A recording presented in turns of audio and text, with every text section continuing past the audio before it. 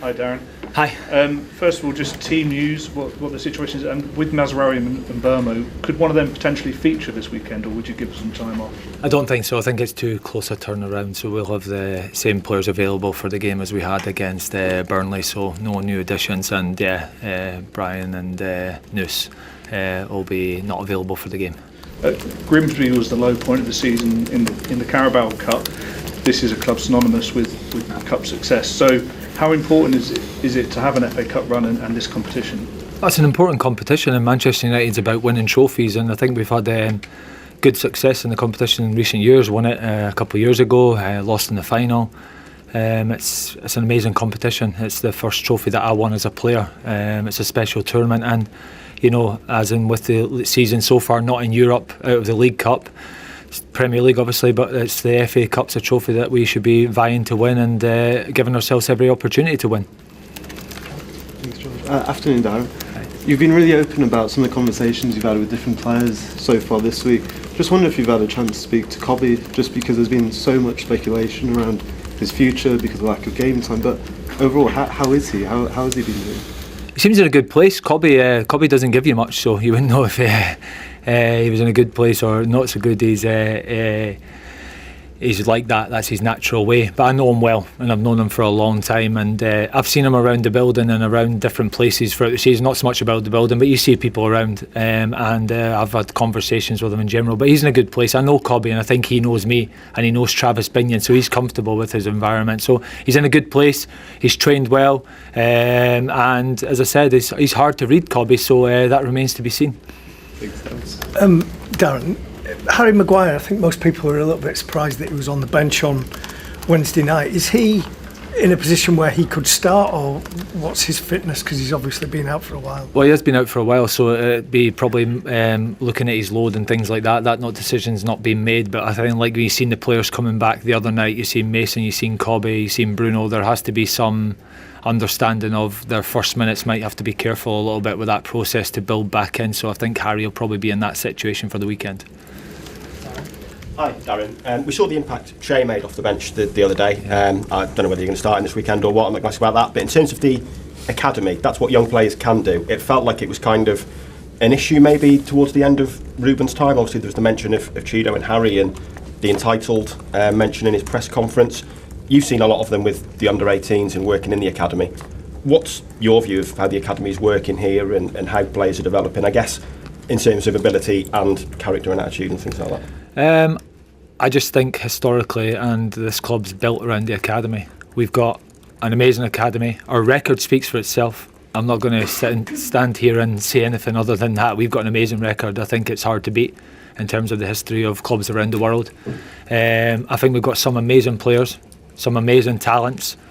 I think what I see is a lot of hard working, humble young players who ain't perfect because they're young and they're learning and they've got a lot to do. I think we ask and expect too much of young people sometimes in society and in general, and that's not a criticism of anybody, that's just my beliefs. I think we have to let them learn, educate them, help them, understand they're going to make mistakes and they're going to do things that will frustrate you.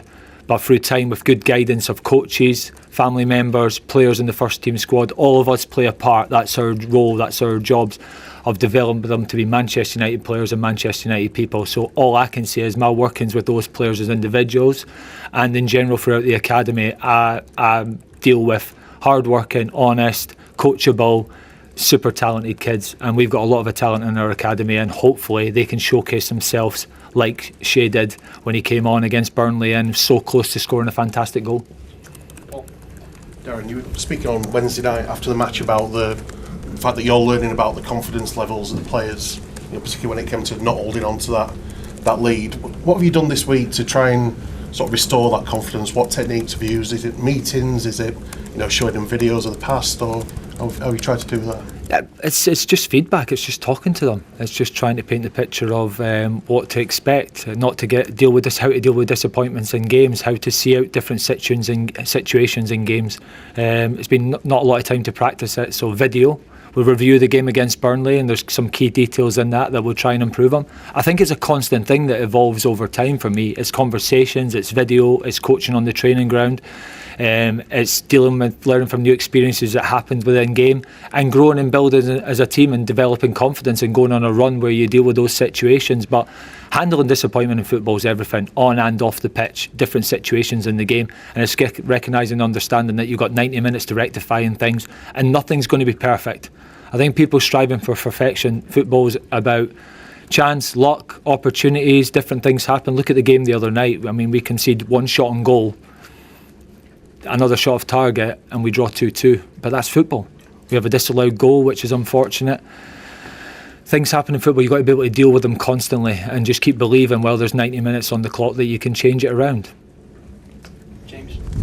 Darren, just going back to the Burnley game, there was an incident that was missed by the referee in the VAR where Kyle Walker stamped on Patrick Dorgu. One, can I ask your reaction to that incident? And two, Patrick probably admirably didn't react, but we're in a situation where the players are actually feeling they maybe need to react to get the referee and the VAR's attention, because had he milked that moment or rolled around, he probably would have ended up getting Kyle Walker would have probably ended up being sent off. So like Kyle Walker did when Fletcher didn't touch him, yeah. That's sort of the territory we're getting into just now. But Patrick's such an honest guy, he's never going to do that. It didn't look great from Kyle Walker's point of view, but I like Kyle and I know him as a person, so I hope the intent was to get the ball. Patrick thought his intention at the time was Kyle tried to get the ball and made contact with him, so that was his understanding of the incident in the moment. For me personally, I think VAR should have looked at the goal disallowed, which was ridiculous, so they should have been looking at that for me. And as you say, if they don't, you're just going to encourage players making massive dramas out of things and being theatrical, which we don't want in the game. I don't want that from my players. I'd strive my players not to do it. But them two situations probably were massive influences on the game the other night, so it shows you how influential it can be. I'm just wondering if you've had the chance to speak to Sir Jim Ratcliffe this week, any conversations with him just about the vision of the club and also your own future? I've not, no, and again, the process here works. I speak to Omar and Jason. That's how the processes work. For me, I've been focusing on the job in hand, preparing the team for these two games. There's been no thoughts or conversations about my future.